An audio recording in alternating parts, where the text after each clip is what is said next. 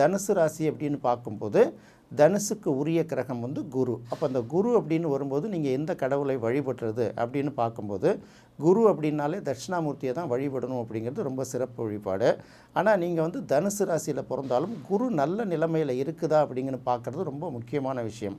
அப்போ தனுசு ராசியில் பிறந்து குரு வந்து கேந்திராதிபத்திய தோஷம் இல்லாமல் இருந்தால், அதாவது வந்து தனுசு ராசி தனுசு லக்கணமாகவே இருந்து கேந்திரங்களில் வந்து இல்லாத பட்சத்திலையும், குரு வந்து நீச்சமாகாத பட்சத்திலையும், குரு 6, 8, 12 மறையாத பட்சத்திலையும் நீங்கள் தட்சிணாமூர்த்தி வழிபாடை மேற்கொள்ளலாம்.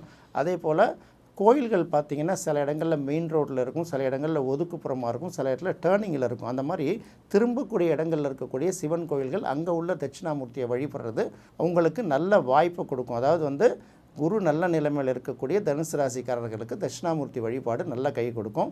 மற்ற எல்லாருக்குமே கை கொடுக்குமா அப்படிங்கிற முடிவுக்கு நீங்கள் வரக்கூடாது.